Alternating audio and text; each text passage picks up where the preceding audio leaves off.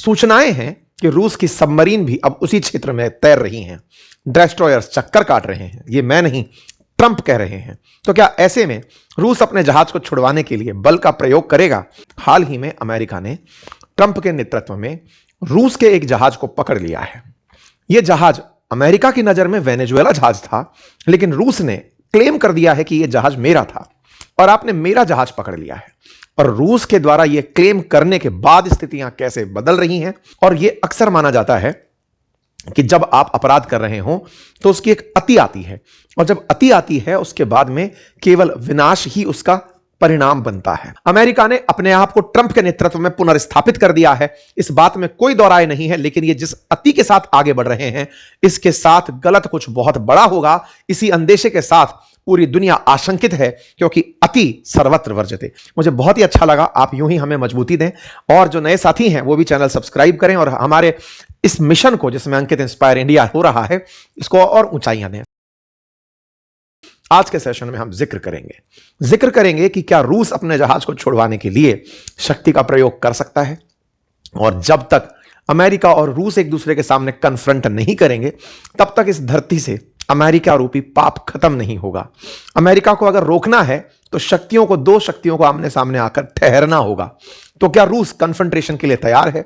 सूचनाएं हैं कि रूस की सबमरीन भी अब उसी क्षेत्र में तैर रही हैं, डेस्ट्रॉयर्स चक्कर काट रहे हैं। ये मैं नहीं, ट्रंप कह रहे हैं। तो क्या ऐसे में रूस अपने जहाज को छुड़वाने के लिए बल का प्रयोग करेगा, या फिर रूस पब्लिकली ये एक्सेप्ट कर लेगा कि दुनिया का राजा अमेरिका और हम कोई मायने नहीं रखते? और अगर ऐसा होता है तो जियोपॉलिटिक्स में रूस की छवि को नुकसान जो पहुंचेगा, क्या पुतिन उसकी कल्पना कर पा रहे हैं? आइए इस पूरे सेशन में इन सारे विषयों की चर्चा करते हैं।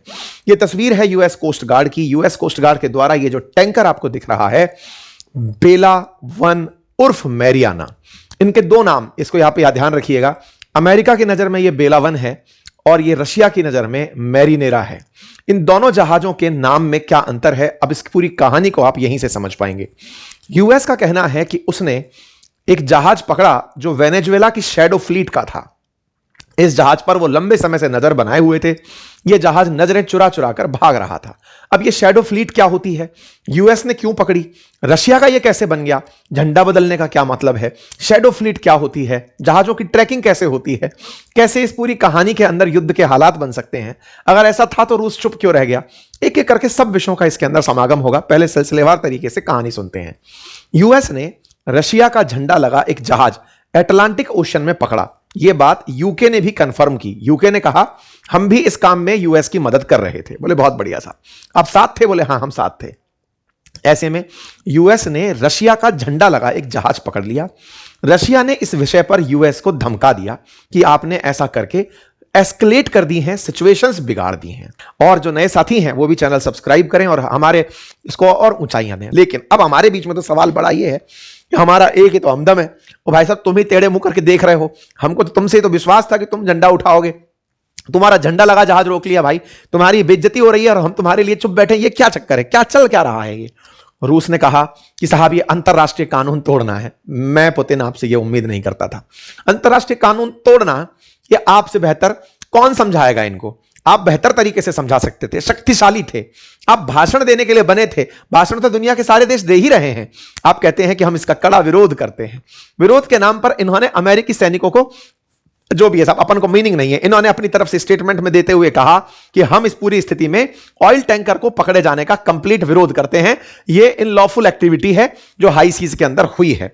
रशियन फॉरेन मिनिस्ट्री ने इस पर अपना ग्रेव कंसर्न जाहिर करते हुए कहा है कि जहाज को जिसे आपने पकड़ा है उसे छोड़ दो, यात्री जो उसमें सवार हैं उनके साथ रेस्पेक्टफुली ट्रीट करो, वो हमारे हैं, और उन जहाजों को पूरी तरह छोड़ दिया जाए। चलो खैर, सवाल अब यहां से आगे निकल चुका है। सवाल यह कि क्या रूस ने इसे बचाने का एक बार भी प्रयास नहीं किया?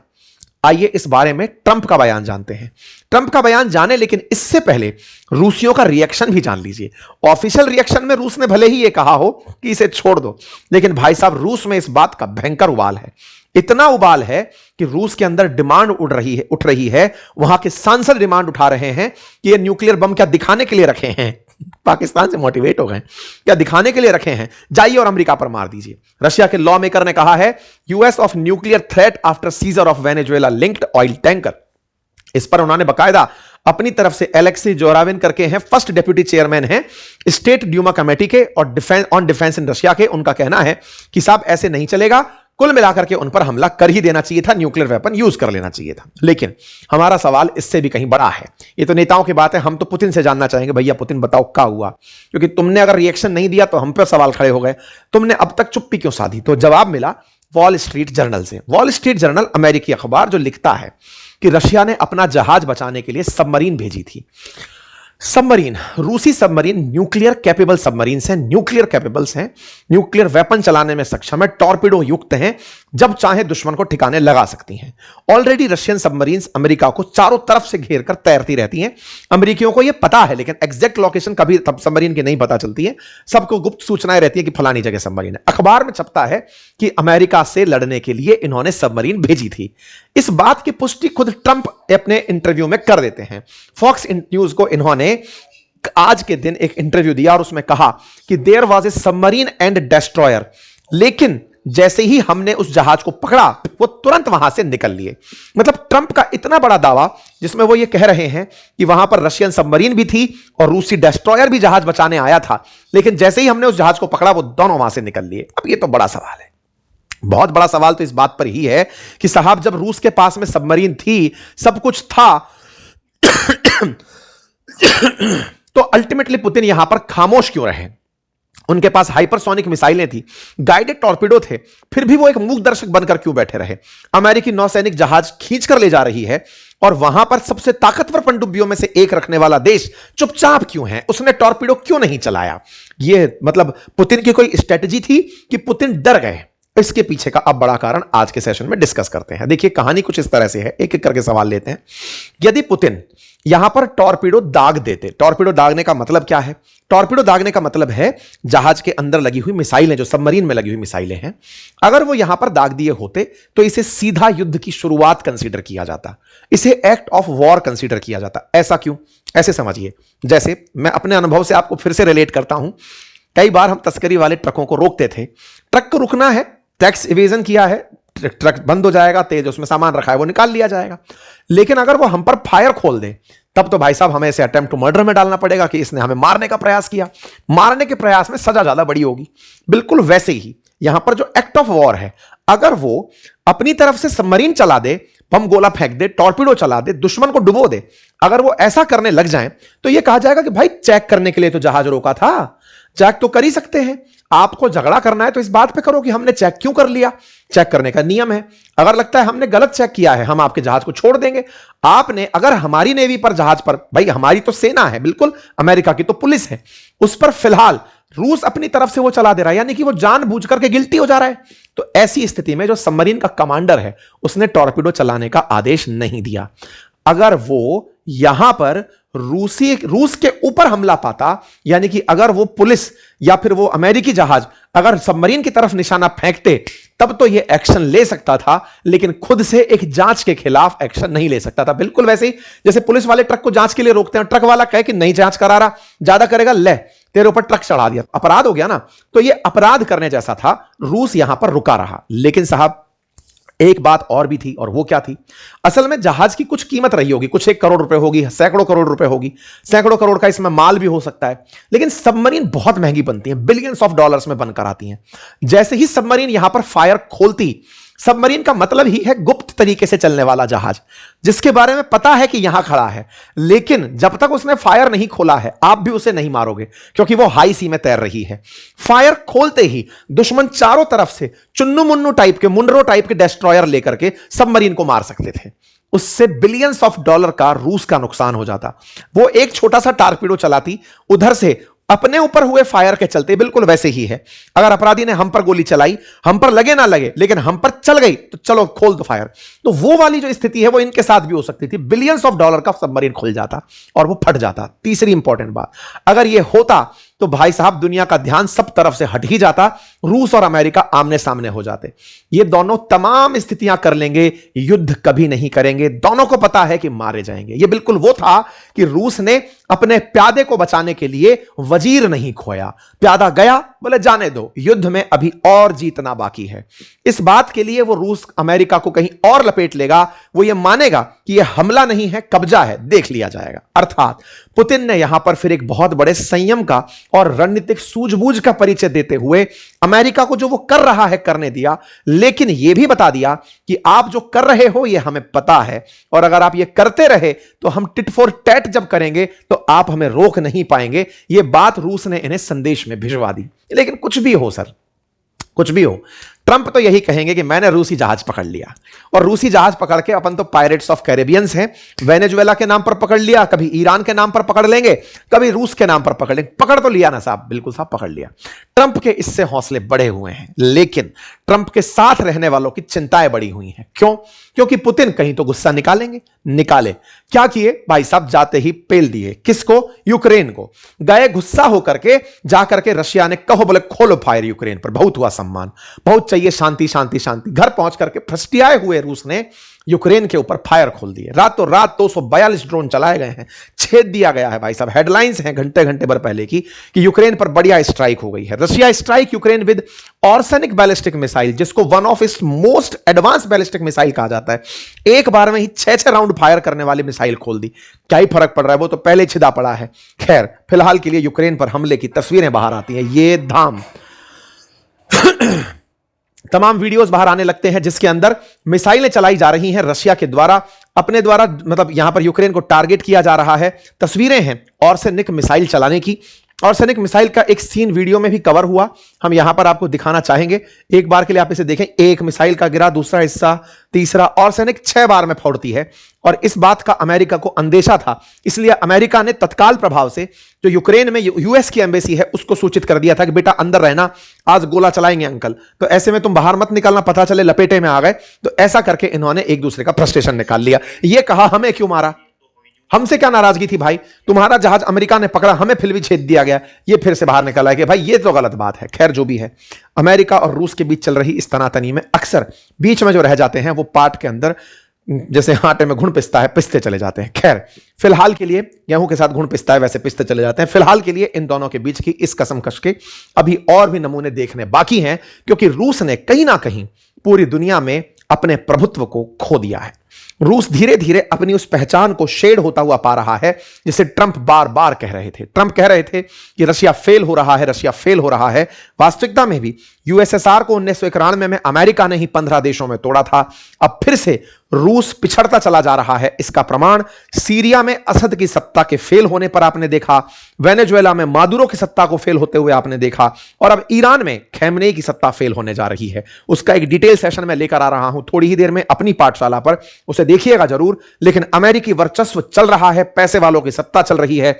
रूस कहीं ना कहीं कॉम्प्रोमाइज कर रहा है। अगर रूस अभी भी संघर्ष नहीं किया, सजे हुए न्यूक्लियर वेपन्स को सजा के रखता रहा, तो इस दुनिया में रूस का प्रभुत्व हमेशा के लिए खत्म हो जाएगा। संभव है कि रूस कुछ ही क्षेत्रों तक सीमित रह जाए, उसकी गणना कभी पावरफुल देशों में ना हो। यह सूचना मैं इसलिए दे रहा हूं क्योंकि अभी एक ही नहीं, कुछ और भी लगभग 4 ऐसे वेसल्स ऑलरेडी चल रहे हैं अमेरिका की नजर में, जो नाम बदल चुके हैं, अमेरिका जिन्हें पकड़ने जा रहा है। अगर ऐसा होता है, रूसी जहाज पकड़े जाते हैं, तो यह जहाज पकड़ना नहीं, रूस को चैलेंज करना कंसीडर किया जाएगा, अमेरिका की सत्ता स्थापित होना कहा जाएगा। अमेरिका ने अपने आप को ट्रंप के नेतृत्व में पुनर्स्थापित कर दिया है, इस बात में कोई दो राय नहीं है। लेकिन यह जिस अति के साथ आगे बढ़ रहे हैं, इसके साथ गलत कुछ बहुत बड़ा होगा। इसी अंदेशे के साथ पूरी दुनिया आशंकित है, क्योंकि अति सर्वत्र वर्जते। अगर ऐसा है तो इस पूरी कहानी में यह सारा की सारा खेला आपको समझना जरूरी होगा, क्योंकि इस खेले में 2 समुंदर हैं, अटलांटिक महासागर और कैरेबियन महासागर। एक टैंक है जिसके 2 नाम हैं।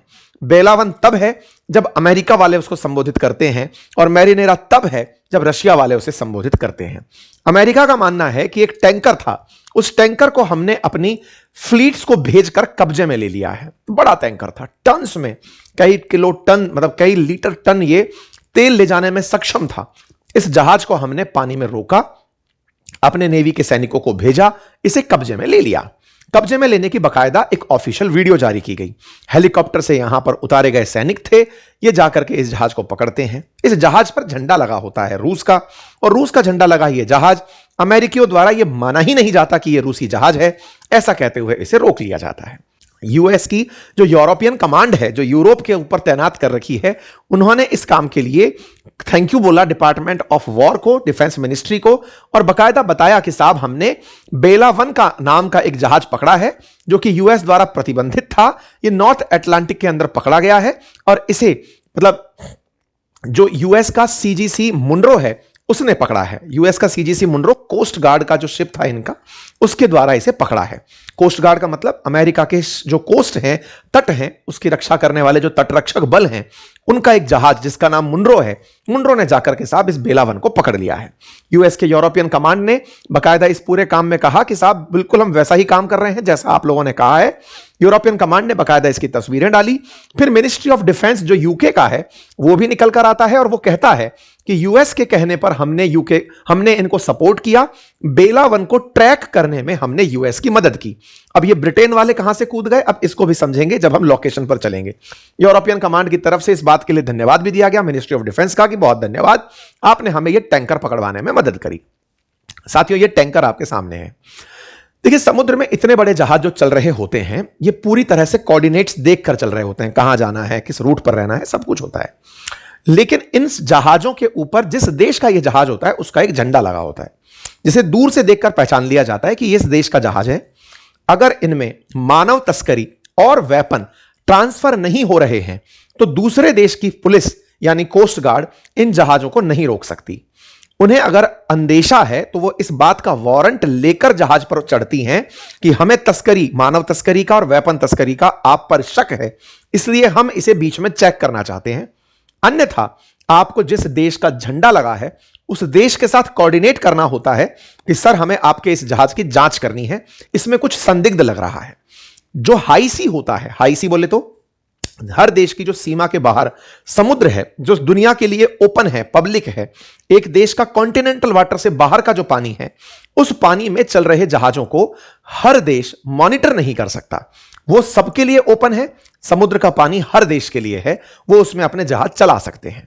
इस जहाज को भी ऐसे ही चलना था, इस पे रशियन झंडा लगा था, लेकिन अमेरिकियों ने इसे प्रतिबंधित वेनेजुएलन जहाज मानकर रोक लिया, जबकि इस पर झंडा रूस का लगा हुआ था। अमेरिकियों का कहना है कि यूएस कोस्ट गार्ड को आता देख इस जहाज ने अपने ऊपर रूसी झंडा लगाया, जबकि रशिया का कहना है कि हमने इस झंडे के साथ इस जहाज को अपने उस सिस्टम में भी दिखाया है कि यह जहाज हमारा है। हम इस पानी के जहाज को अपने पूरे सिस्टम में, जैसे अपने यहां पर कार के नंबर डलते हैं, रजिस्ट्रेशन नंबर डलते हैं, ऐसे ही जहाजों का रजिस्ट्रेशन नंबर होता है और हमने वहां पर इसे शो किया हुआ है कि यह रशियन जहाज है।